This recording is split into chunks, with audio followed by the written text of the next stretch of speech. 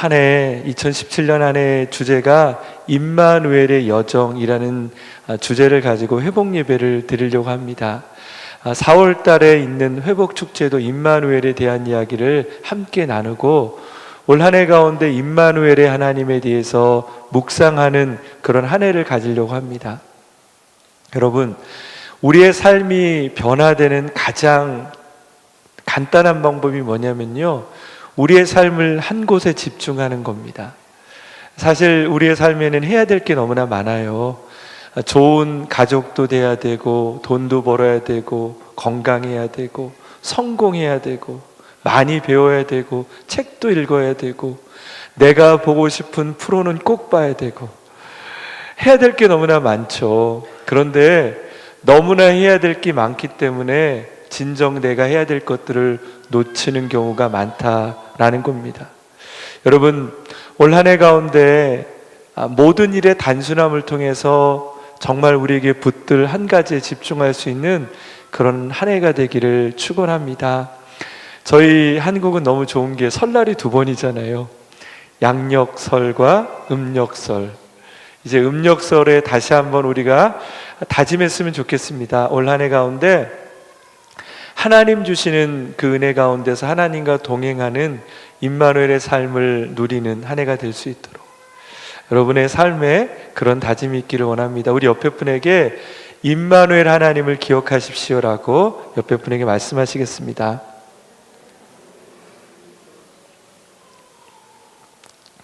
(2월달) 주제는 임마누엘의 하나님께서 우리의 삶의 곳곳에 임하시는 것들에 대해서 나누기를 원합니다. 그래서 오늘 저는 여러분과 함께 인간관계와 임마누엘에 대한 이야기를 함께 나누기를 원합니다. 여러분, 사람은요, 사람 없이는 살 수 없는 존재입니다. 특별히 요즘에 알겠지만 인맥이라는 말이 있어요. 사람이 성공을 하려면 누군가가 옆에 있어야 됩니다. 단순하게 빽 있는 사람을 얘기하는 게 아니라 그에게 좋은 가르침을 가르쳐주고 그의 삶을 격려하는 누군가가 있을 때 그가 옳은 길을 갈 수 있는 거죠. 하지만 세상에서 성공하는 것보다 사람은 더 중요합니다. 왜냐하면 사람이 없으면, 내 주위에 사람이 없으면 우리는 건강한 관계를 맺지 못하고 건강한 사람이 될 수 없다라는 것입니다. 어느 누구도 사람의 도움 없이, 누군가의 도움 없이 건강한 사람으로 성장할 수는 없는 것입니다. 그래서 인간을 가리켜서 사회적인 동물이라고 말하죠. 하지만 아이러니컬하게 사람 속에 살아야 되는 사람임에도 불구하고 우리는 사람 때문에 상처를 받죠. 여러분 모두가 아마 한 사람 이상의 미운 사람들이 있을 거예요.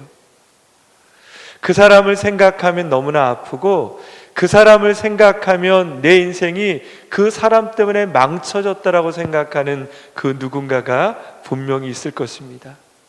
여러분, 어쩌면 그런 상처 때문에 우리는 인간관계에 대한 어려움들을 얘기하죠.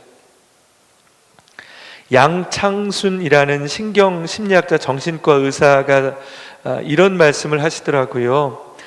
인간을 이해하는 가장 핵심 원리는 나르시즘을 이해하는 것이다 라고 얘기하더라고요. 인간은 나르시즘을 갖고 있다는 거죠. 인간은 다른 사람에게 잘났다는 소리를 들어야 되고, 다른 사람한테 이쁘다는 소리를 들어야지 행복하다는 거죠. 우리 옆에 분에게 그렇게 얘기해 보겠습니다. 이쁘세요. 잘생겼어요. 예. 사실이 아니어도 얼마나 좋습니까? 죄송합니다. 사실이죠. 죄송합니다. 제가 공격당할 뻔했습니다. 사실이죠. 예. 정말 우리에게는요, 그런 칭찬이 정말 중요한 것 같아요. 그런 이야기를 들을 때 우리는 자신감이 붙고 행복한 인생을 살아가는 거죠. 그런데 현실적으로 보면 오늘 우리가 옆에 분에게 그런 격려를 받았지만 우리가 그런 격려를 모든 곳에서 받을 수 없다라는 거죠. 나의 이상은 많은 사람에게 인기 있고 인정받고 능력 있고 내가 원하는 이상향은 있는데 현실의 모습은 그렇지 못할 때가 많죠. 그런 괴리가 있을 때 우리는 아프기 시작하는 것입니다. 헨리 클라우드라는 그 분은, 그래서 기독교 상담학자는 그것 때문에 우리는 상처를 너무나 받아서 이제는 상처를 받지 않기 위해서 내가 먼저 다른 사람과의 관계를 거절하는 경우가 있다라고 말하시더라고요. 여러분, 우리도 그런 경우가 있죠. 방어기제라고 말하죠. 사람을 만날 때 적당히 만나고 내가 상처를 받을 것 같으면 먼저 내 마음의 문을 닫아버리죠. 왜냐하면 우리는 경험을 했어요. 내가 먼저 마음의 문을 열면 내가 상처받는 것을 누누이 경험했어요. 더 이상 상처받지 않아야지 하면서도 나는 착해서 내 마음의 문이 열려서 그에게 먼저 다가왔다가 결국 나에게 오는 것은 아픔이었습니다. 그래서 우리는 이제는 더 이상 다른 사람에게 무조건 마음을 여는 것이 아니라 적당히 마음을 여는데 익숙해져 있습니다. 그것이 나를 지키는 방법이라고 생각하죠. 하지만 헨리 클라우드는 어떤 얘기를 하냐면 바로 그런 것은 아담과 하와가 몸을 가렸던 잎사귀와 같은 것이다 라고 표현했습니다. 그리고 그것은 당신의 영혼을 좀먹게 만드는 그런 기능이다라고 말하고 있습니다. 여러분, 우리가 가면을 쓰고 사람을 만나면 그 가운데 진실한 관계가 없다라는 것입니다. 사람을 만날 때 늘 가면을 쓰면 우리 안에 사람 없이는 건강하게 성장할 수 없는 우리가 진짜 사람을 경험할 수 없게 된다라는 것입니다. 하지만 우리는 다른 사람을 만족시키지 못하는 것들을 많이 경험합니다. 이솝우화에는 이런 이야기가 있어요. 아버지와 아들이 당나귀를 팔려고 시장을 가고 있었는데 그 모습을 보고 어떤 분이 그랬대요. 왜 당나귀가 있는데 왜 그렇게 걸어가느냐라고 말한 얘기를 듣고 이 아버지가 맞다라고 생각해서 아들을 당나귀에다 싣고 시장으로 가고 있었습니다. 그랬더니 어떤 분이 또 이런 말을 하는 거예요. 아니, 저 애는 자기 아버지가 저렇게 늙어 계시는데 저만 당나귀를 타고 가? 그런 얘기를 들으니까 이 아버지 마음속에 아들이 그런 공격당하는 게 좀 미안하고 그래서 아들 대신에 자기가 타고 가고 있었습니다. 그랬더니 어떤 분이 또 이렇게 얘기하는 거예요. 참 아이가 가엾네. 아버지가 자기만 편하려고 당나귀를 타네. 그 얘기를 들으니까 또 좀 그런 것 같아요. 그래서 이번에는 둘 다 당나귀를 타고 가기 시작했습니다. 그랬더니 어떤 분이 그러는 거예요. 인정머리 없는 사람들 봐라. 저 당나귀가 지금 비틀비틀거리고 있네. 저러면 시장에 가기 전에 쓰러져 버릴 거야. 이렇게 얘기를 하는 것입니다. 그 얘기를 듣고 그렇구나 라고 생각하는데 어떤 분이 그런 얘기예요. 차라리 당나귀를 좀 메고 가면 얼마나 좋을까. 좀 말도 안 되는 얘기지만 그래서 그 아버지와 아들이 이제는 당나귀를 자신의 어깨에 메고 걸어가고 있었습니다. 다리를 만났는데 다리를 보고 당나귀가 너무 깜짝 놀라가지고 막 움직이다가 당나귀가 물에 빠져버려서 잃어버렸다라는 그런 이솝우화의 우화가 있습니다. 여러분, 그 이야기 속에 우리는 두 가지를 알 수 있습니다. 어떤 누구도 우리에게 좋은 조언을 할 수 없다. 완벽한 조언을 할 수 없다. 두 번째, 우리는요 어떤 사람의 요구를 만족시킬 수 없는 존재다라는 것입니다. 여러분, 많은 사람들은 사람들에게 사랑받기 위해서, 인정받기 위해서 사람들의 말대로 살지만 사실은 그런 말을 통해 인정받을 수 없다라는 것입니다. 그래서 많은 심리학자들은 어떻게 하면 사람들이 상처받지 않고 살 수 있을까라는 것들을 연구해서 책을 내기도 하죠. 여러분, 예전에 얼마 전에만 해도 가장 베스트셀러로 팔렸던 것이 거절받는 용기라는 책이 있죠. 그 책에 보면 진짜 행복한 것은 다른 사람의 거절에 부응하지 않고 살아가는 것이 건강하다. 누구에게 미움을 받을 용기만 있으면 건강하게 살아갈 수 있다라는 얘기를 하고 있습니다. 그 책은 절반은 맞는 얘기입니다. 왜냐하면 우리가요, 다른 사람의 인정을 받고 살면 우리는 정말 행복해질 수 없기 때문이죠. 하지만 그 책에서 절반을 말하지 않는 부분이 있습니다. 바로 그것은 우리는 다른 사람의 모든 관계를 거절할 수 없는 존재라는 것입니다. 우리는 다른 사람과 사랑을 나누지 않으면 살 수 없는 존재라는 거죠. 여러분, 저는 여러분이 오늘 말씀을 통해서 그렇게 인간관계 속에서 상처를 받지만 그럼에도 불구하고 사람과 관계를 맺고 살아가는 우리에게 정말 중요한 것이 무엇인가를 보기를 원합니다. 우리 14절 말씀을 같이 한번 읽어 보겠습니다. 그러나 시온은 이렇게 말했다. 여호와께서 나를 버리셨구나. 주께서 나를 잊으셨구나. 아멘. 여러분, 우리에게도 이런 마음이 들 때가 있습니까? 사람들에게 버림받은 느낌이 많아지면 그 많은 것이 하나님께서 나를 버렸다는 생각까지 들 때가 있습니다. 물론 이것은 거짓 메시지입니다. 하나님은 결코 우리를 버리지 않는 분임을 우리는 머리로 알고 있습니다. 그럼에도 불구하고 우리의 감정적으로 하나님이 우리를 버렸다라고 생각하는 경우가 있다라는 거죠.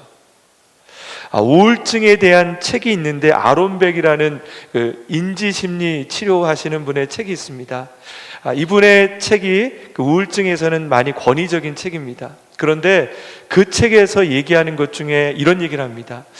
우울증 약을 먹는 것과 사람의 인지가 바꾸는 것 똑같은 효과가 있다는 거죠. 여러분, 혹시 여러분의 가족 중에 우울증에 있는 분이 있다면 정말 급할 때는 우울증 약을 먹는 게 맞습니다. 하지만 우울증 약을 통해서 결코 그분이 우울증에서 회복될 수는 없습니다. 왜냐하면 그의 생각이 바뀌지 않으면 결코 그의 우울한 생각이 약을 먹는다고 해결되는 것은 아니기 때문이죠. 그 책에 보면 우울증의 원인들이 있는데 그 중에 가장 큰 원인 중에 하나는 인정 중독이라는 얘기를 합니다. 누군가에게 인정을 받으려고 하면 그 인정이 지나치면 결국 그것을 통해서 자기에게 우울증으로 다가온다라는 거죠. 나는 사랑받고 싶은데 오히려 그것이 나를 병들게 할 수 있다라는 거죠. 여러분, 우울증이 얼마나 큰 거냐면 어떤 학자는 이런 얘기를 해요. 말기암 환자는 그래도 그 옆에 그 환자를 돌보는 가족이 있어서 행복하다. 사실 말기암 환자는 돌아가실 운명이기 때문에 슬픈 운명이고 고통스러운 운명이죠. 하지만 그 옆에는 누군가 그래도 격려하고 의지하는 분이 있다라는 거죠. 하지만 우울증에 계신 분은 결코 누구도 내 옆에 있지 않다는 그 아픔이 암 환자보다 더 큰 고통을 겪게 된다라는 그런 표현을 읽어본 적이 있습니다. 여러분, 정말 우리에게 있는 그 아픔이 바로 이 14절 말씀과 같은 얘기일 거예요. 여호와께서 나를 버리셨구나. 주께서 나를 잊으셨구나. 창조자 하나님께서 우리를 어떻게 잊겠습니까? 그런데 이 말 속에는 나는 모든 사람에게 버림받은 존재라는 그 절박하고 누구도 나를 사랑하지 않는다라는 그런 표현이 여기에 있습니다. 우리 15절 말씀을 같이 한번 읽어보겠습니다. 어머니가 자기의 젖먹이를 어떻게 잊겠느냐? 자기 태에서 낳은 아들을 어떻게 가엾게 여기지 않겠느냐? 혹시 그 어머니는 잊어버려도 나는 너를 잊지 않겠다. 아멘. 여러분, 하나님의 이 음성이 들려주기를 주의 이름으로 축원합니다. 어쩌면 우리 주위에 나를 사랑하는 사람이 아무도 없다라는 그런 절박감과 소외감이 있을 거예요. 하지만 하나님은 오늘 말씀을 통해 임마누엘의 하나님의 모습을 보여주고 있습니다. 나는 너를 잊지 않겠다. 그 말씀을 이렇게 얘기합니다. 마치 나는 너의 어머니와 같다. 어머니가 어떻게 자기의 젖먹이를 잊겠느냐. 어머님들은 아이가 있으면 잠도 주무지 않으시고 아이를 돌보죠. 바로 그렇게 하나님은 우리를 돌보신다라고 말하고 있습니다. 하지만 혹시라도 자기 태에 낳은 아들을 잊어버리는 어머니가 있을지라도 나는 너를 잊지 않겠다라고 말하고 있습니다. 심리학 중에 대상관계의 책에 보면 이런 얘기가 나옵니다. 우리 인간관계의 상처는요, 관계를 통해서 회복이 됩니다. 여러분, 우리가 아픈 상처가 있는 사람은 관계를 포기할 수 있는데 그 관계를 해결하는 건 뭐냐면 건강한 사람을 만날 때 그 관계의 상처가 해결이 됩니다. 거절감을 많이 경험한 사람이 정말 그 거절감에서 회복되는 방법은 나를 무조건 수용해 줄 수 있는 누군가를 만나면 그 문제가 해결이 됩니다. 그런데 그런 좋은 사람을 만나는데도 해결되지 않는 경우가 있다라고 얘기합니다.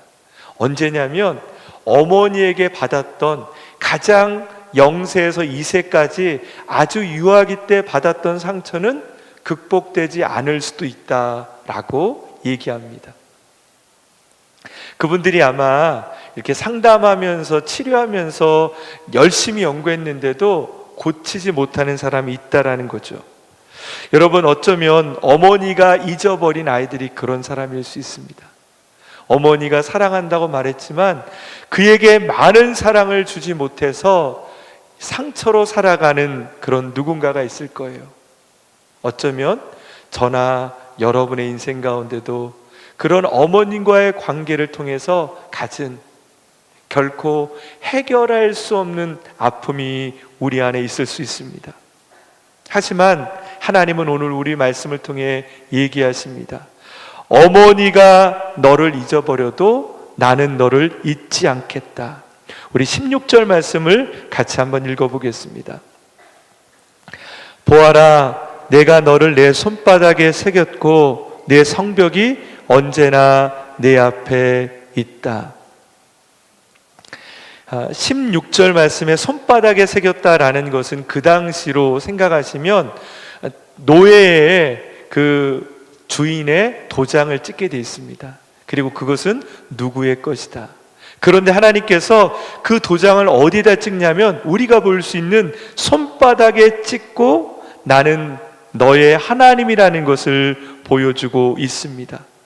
여러분, 임마누엘 하나님은요, 잠시 사라졌다가 내가 필요할 때만 나타나는 그런 분이 아니십니다. 어쩌면 내가 고통스러울 때는 보이지 않는 그런 하나님이 아니십니다. 하나님은 우리의 몸에 새겨지신 분이십니다. 하나님은요, 우리가 부인할 수 없는 우리의 눈앞에, 내 손앞에 계신 분이 하나님이라는 것입니다. 사랑하는 여러분, 내 감정으로 하나님이 느껴지지 않는 순간에 여러분의 손에 새겨져 있는 하나님의 이름을 기억하는 여러분 되기를 주의 이름으로 축원합니다. 하나님은 우리 옆에 계십니다. 결코 지워지지 않는 문신처럼 하나님은 우리의 하나님이시라고 말씀하고 있습니다. 그리고 16절 말씀에 보면 내 성벽이 언제나 내 앞에 있다라고 말씀하고 있습니다. 이 내성벽이라는 얘기를 들을 때 성이 이렇게 건강하게 부서지지 않는 상태의 성벽으로 우리가 생각할 수 있습니다. 하지만 이 당시는, 이 이사야가 쓸 때 당시는 바벨론에 멸망된 상태입니다. 그리고 그 성벽이 무너진 지가 많은 시간이 지났던 폐허가 된 상태입니다. 하나님께서 그렇게 얘기하시는 거예요. 잘생기고 건강한 우리의 모습을 보는 것이 아니라 폐허된 성벽처럼 볼품없고 사람이 더 이상 살 수 없는 그 성벽을 보시고 하나님이 얘기하시는 거예요. 나는 너를 사랑한다. 나는 너의 하나님이다 라고 말씀하시는 것입니다. 여러분, 여러분은 아마 변하지 않는 분이라고 생각합니다. 하지만 괜히 여러분 가족이 미울 때 있지 않으세요? 예. 별로 없으신가 봐요. 저는 괜히 미울 때가 있어요. 괜히 미운 게 아니라 좀 표현이 그렇지만 괜히 화가 날 때가 있어요. 가족이 잘 하는데도, 가족이 저한테 잘못하는 게 없는데도 제 마음이 지치고 세상에서 막 이렇게 스트레스, 밖에서 스트레스 받고 오면 가족한테도 괜히 화를 낼 때가 있더라고요. 안 내야죠. 건강한 게 안 내는 거죠. 근데 저도요, 이게 쌓이다 보면 욱할 때가 있더라고요. 그리고 후회를 합니다. 내가 왜 화를 냈지? 화를 안 내는 게 맞는데, 사랑하는 가족한테 화를 안 내는 게 맞는데 화를 내는 저를 보고 후회한 적이 여러 번 있습니다. 여러분, 우리의 관계 속에 그 어떤 누구도 우리에게 완벽한 사람이 없습니다. 더구나 내가 미워하는 사람을 한없이 사랑할 수는 없을 거예요. 그런데 하나님은 폐허된 이스라엘을 향하여, 시온을 향하여서 말합니다. 나는 너를 사랑한다. 나는 너의 하나님이다. 내가 너를 결코 버린 적이 없다라고 말씀하고 있습니다. 역대상에 보면 야베스의 기도가 있습니다. 저는 야베스의 기도를 읽으면서 그런 생각을 했어요. 야베스의 기도가 물질의 축복의 기도라는 생각을 한 적이 있었어요.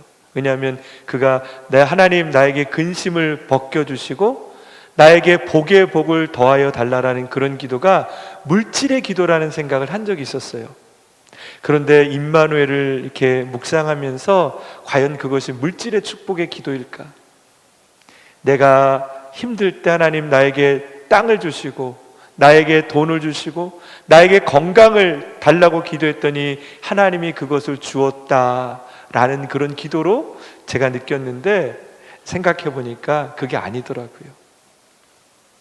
물론 그것을 포함하지만 야벳에게 가장 근본적인 것은 뭐냐면 그의 뜻이 나는 어머니를 고통 중에 낳았다라는 의미를 갖고 있습니다. 그는요, 어릴 때 어머니에게 상처를 듣고 살았을 거예요. 어머니가 아마 이런 얘기를 했을 거예요. 내가 너 낳기 위해서 진짜 힘들었다. 진짜 너 때문에 힘들었어. 너 왜 태어났니? 라는 얘기를 들었을 거예요. 어쩌면 그래서 그는요, 어릴 때부터 거절받은 존재로 살았을 것입니다. 그런데 그가 하나님 앞에 기도했습니다. 하나님, 저에게 복을 허락하여 주십시오. 바로 그 복은요, 임마누엘 하나님과 함께하는 복입니다.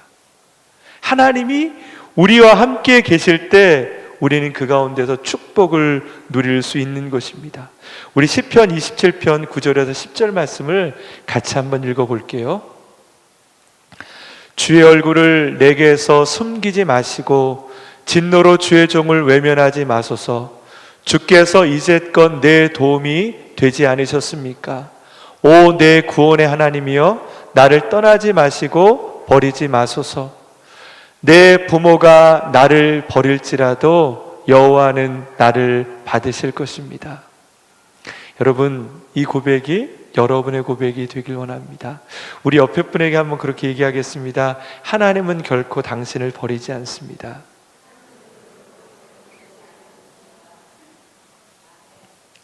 옆에 분에게 영어로 Do you believe? 한번 여러분 영어로 한번 해보겠습니다. Do you believe? 예. 믿으세요? 예. 머리로 믿는 것이 아니라 하나님을 믿는 것은 내 마음으로 믿는 것입니다. 누구와 나에게 인간관계에 상처를 주고 내 인생 가운데 실패가 있고 내 삶에 아픔이 있을지라도 하나님은 결코 나를 버리신 것이 아니다 라는 그 고백이 우리 안에 있기를 바랍니다. 제가 어떤 인터넷에서 어느 목사님의 글을 읽었어요. 그 글 가운데 이런 얘기가 있습니다. 어젯밤 딸들에게 잠들기 전에 기도를 해 주었습니다. 목사가 아닌 아빠로 사랑하는 마음을 담아 이불을 목까지 덮어주며 기도했습니다. 아빠인 내가 딸 아들을 사랑하는데 정말 아이들의 조건을 보며 사랑하나? 그렇지 않습니다. 그런데도 어느 때는 딸에게 목소리가 좀 올라가서 화를 낸 적이 있었습니다. 그런데 배우 차인표가 TV에 한때 얘기했던 것이 기억이 납니다. 한때 아이 눈에 접착제가 들어가 타들어가는 딸의 모습을 보며 눈이 타들어갔나 보죠. 그가 그렇게 말했다고 합니다. 고통스러운 딸을 보며 만약 내 눈이 안 보이면 나중에 아빠가 눈 넣어줄게. 하나님이 아니라 하나님은 아버지입니다. 기독교는 종교가 아니라 생명을 나누는 가족입니다. 그것을 알려주는 것입니다. 내가 널 깨끗하게 했는데 왜 넌 깨끗하다고 말하지 않니? 내가 널 의롭게 했는데 어떤 권리로 너는 의롭지 않다고 말하는 거니? 내가 너를 새롭게 창조했는데 왜 너는 너 스스로를 함부로 판단하는 것이니? 하나님을 알수록 한 번도 믿어보지 않은 생각으로 하나님은 나를 인도합니다. 하나님은 나의 아버지십니다. 기독교는 더 이상 종교가 아닙니다. 가족입니다. 가족 모임입니다. 아버지 하나님 사랑합니다. 사랑하는 여러분, 어쩌면 우리는 하나님을 기독교의 하나님으로 생각할 거예요. 하나님은 멀리 계신 하나님. 하지만 하나님은요, 멀리 있는 하나님이 아니라 내 손에 새겨진 하나님이십니다. 그리고 우리의 삶 속에 역사하시는 하나님입니다. 여러분의 인생을 하나님께 드리십시오. 임마누엘 하나님께 여러분의 관계 문제를 드리십시오. 하나님은 이미 그 모든 것을 아시고 여러분의 인생 가운데 하나님의 은혜를 더하여 주십니다. 말씀을 준비하면서 이런 질문을 했어요. 왜 하나님, 저희는 인간관계로 상처를 받고 살 수밖에 없는 존재로 우리를 만드셨습니까? 그런 질문을 하나님께 드려봤어요. 그런데 하나님께서 저에게 이런 깨달음을 주셨어요. 맞다. 인간은 사랑받는 존재로 만든 것은 맞다. 하지만 인간에게 그 사랑을 받는 것이 아니라 나의 사랑으로 인해 살 수 있는 존재로 나는 너를 만들었다. 여러분, 우리에게 필요한 것은 하나님의 사랑입니다. 그 사랑 안에 머물러 사는 여러분이 되기를 주의 이름으로 축원합니다. 우리 이 시간에 하나님 앞에 같이 기도하며 나가겠습니다. 여러분, 사람은요, 사랑 없이는 살 수 없는 존재입니다. 어쩌면 우리의 마음속에 관계의 상처를 받고 더 이상 사랑을 받지 않아도 돼라고 다짐하며 마음의 문을 닫고 강하게 살아가고 있는, 그래서 메말라서 살아가는 혹 내 모습이 있습니까?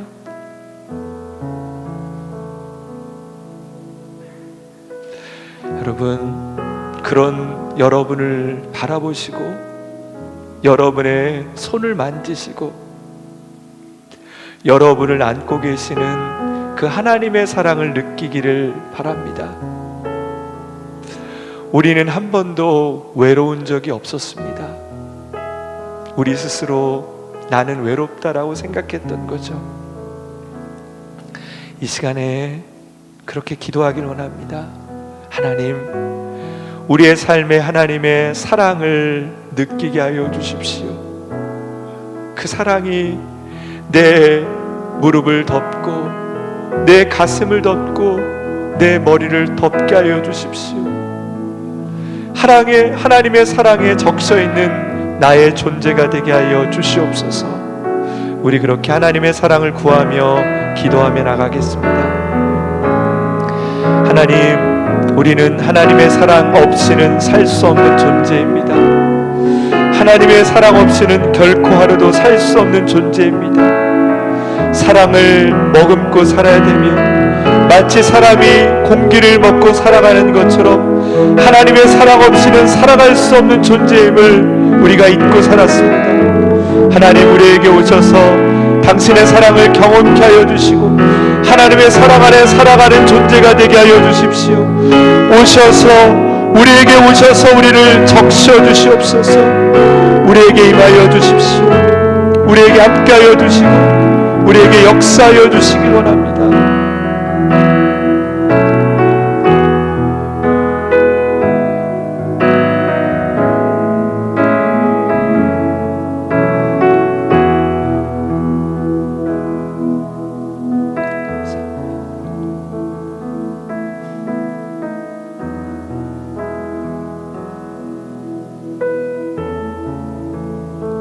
여러분,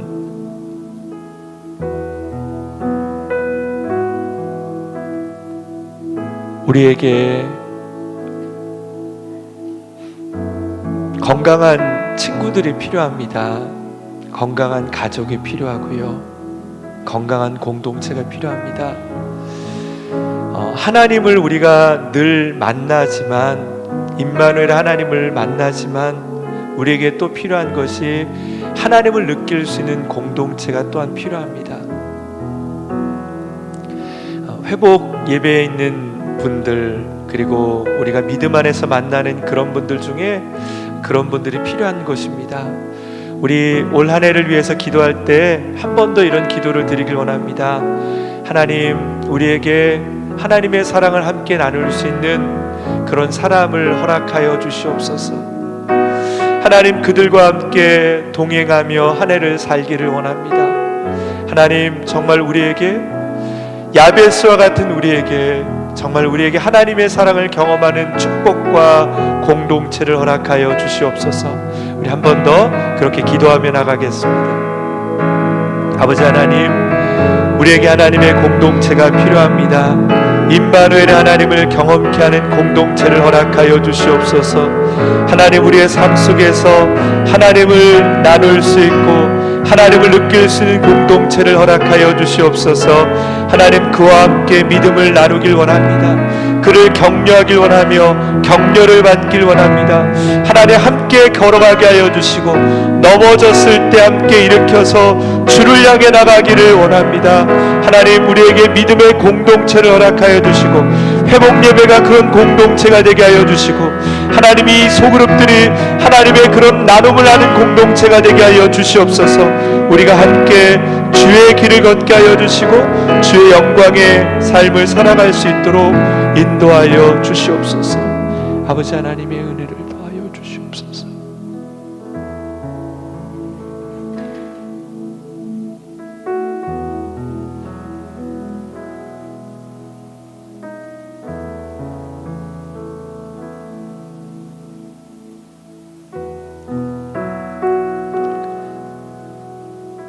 하나님, 한 해를 살며 벌써 한 달이 지나고 2월의 첫 번째 금요회복예를 하나님께 올려드립니다. 정신없이 살아가는 인생 가운데도 우리는 많은 상처를 받고 많은 아픔 가운데 헤매며 살아가는 것을 다시 한번 느낍니다. 하나님 없이는 결코 살 수 없는 존재임을 고백합니다. 임마누엘의 하나님 우리에게 오셔서 우리의 하나님이 되어 주시옵소서. 우리를 이끌어 주십시오. 우리의 삶의 주인이 되어 주십시오. 우리를 이끌어 주십시오. 우리의 인생을 통해 하나님의 길로 우리의 삶을 동행하여 주시옵소서. 하나님의 사랑 없이는 살아갈 수 없는 존재임을 고백합니다. 주님, 우리의 주인 되어 주시옵소서. 지금은 우리를 사랑하사 당신의 몸을 십자가에 달려 아낌없이 생명을 허락하신 주 예수 그리스도의 크신 은혜와 우리를 위해 독생자 아들 예수 그리스도를 이 땅 가운데 허락하신 그 크신 하나님의 사랑과 우리를 사랑하사 한 번도 우리를 떠나지 아니하시고 우리와 함께 우리의 인생을 걷고 2017년 한 해 우리의 인생의 주인 되시는 성령님의 위로 교통 충만하심이 나의 모든 관계의 상처를 하나님께 내려놓고 하나님과 함께 하나님과 동행하며 하나님과 사랑을 나누며 살기를 원하는 믿음의 식구들, 그 삶의 모든 여정 가운데 지금부터 영원토록 함께하여 주시길 간절히 축원하옵나이다.